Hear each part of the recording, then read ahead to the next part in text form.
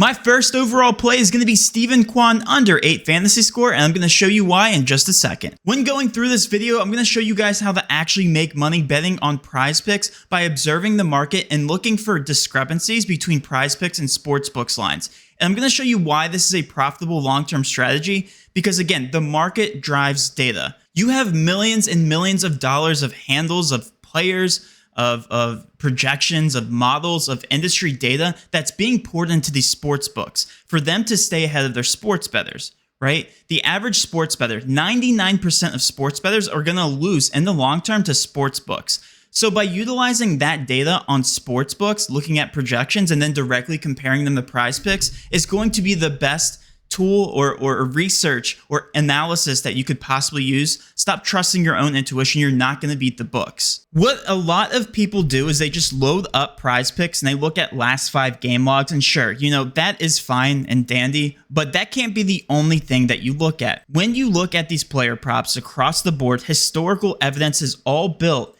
into these lines, right? We know that players, you know, if we go down to a prop here at the bottom, Griffin Canning under 5.5 strikeouts. If you don't think that historical evidence is built into these lines that all the sports books implement to their bettors and they set a price tag on it, then you're crazy. That is something that every single sports book does. They take all the available sports book data, they take all the available data for a specific player, and they're shoving this into a price point, into a line. For example, by looking at the PrizePicks optimizer, you can see that Canning is set to an average line of -141 across the industry, -129, -152, -140 across all these sports books.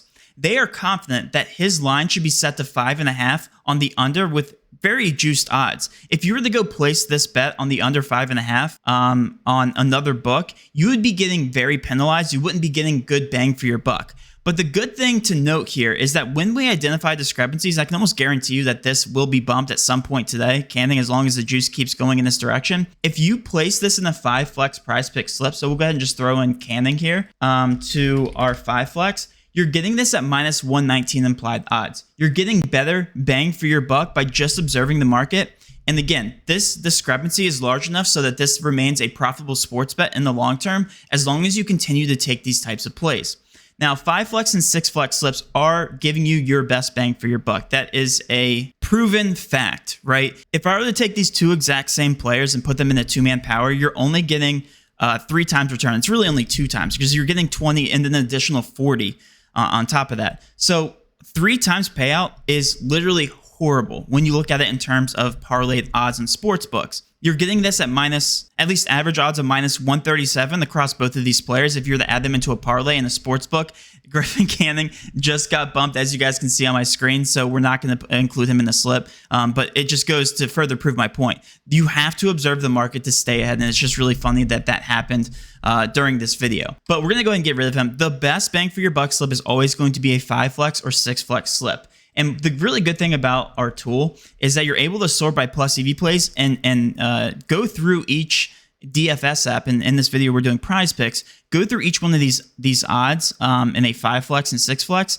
And what it does is it filters. It only shows you the profitable sports bets based on the type of slip that you're playing. So for instance, there's a couple 2-man power plays.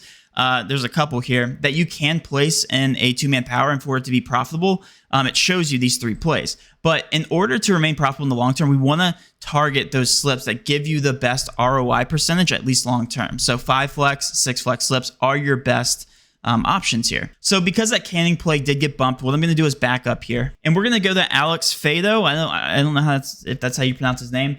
And I know this is a MLB video, so I'm going to try to give you guys as many MLB plays. But what we're going to do here is include Fado, and I'm going to show you why this is a profitable sports bet. We're going to hit the under of 4 strikeouts. I believe that was the line, under 4. Yeah. So his 3.5 line is set to a near even line. So you're getting that additional value by taking his more aggressive line at 4.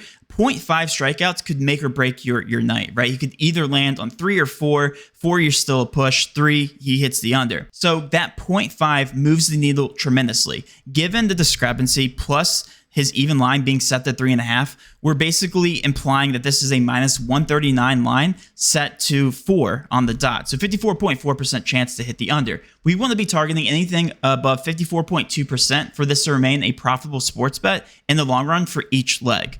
All right, so I'm going to try to get through this video without all these other ones getting bumped.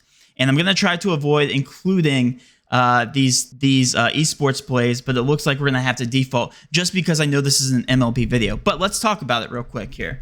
So if we include these esports plays, the mindset behind this, Na Kyung, I think that's how you pronounce his name. We're going to go ahead and throw him in here on the under. Na Kyung, under 2 map kills. And the reason is because we have 2 different price points in the market, right? Again, we are not saying that PrizePicks is more accurate. We're not saying that Underdog is more accurate. We're saying that we have 2 very sharp sports books that profit off their bettors. They wouldn't offer lines if they weren't profitable on these 2 different apps. And given that information, we're assuming that the middle, 1.75, we'll assume is the most accurate projection here. That being said, we're going to hit the under on PrizePicks. We're going to hit the over on Underdog. This is more of an advanced concept. We have other videos on our YouTube channel called middling. So we're going to go ahead and hit the under of Na Kyung, plays for EF. Don't know anything about this. All I know is that there's 2 different price points. There's an extreme difference in the market. Like imagine if this was a ERA prop, right? 0.5 would move the needle a ton. Same thing can be said here for a specific player for kills in League of Legends. So under 2, very good bet. Rames under 2 kills as well. We're going to go ahead and throw him in. Doesn't look to be negatively correlated. But again, same exact concept applies here. Hit the under of Rames on PrizePicks. Hit the over on Underdog.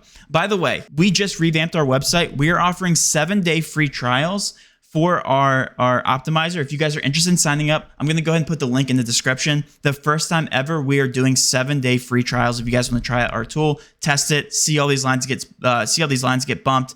Really, that is the entire reason for making this tool, developing this tool for you guys, is so that you can observe the market and remain a profitable sports bettor. And last but not least, Saburo, we'll go ahead and throw him in as well.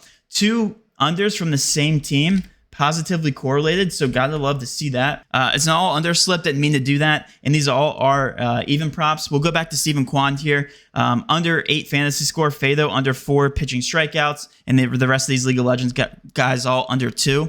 But that's it, guys. This is how you observe the market. This is how you remain a profitable sports bettor, by just trusting the market, trusting the middles when there's a big enough discrepancy.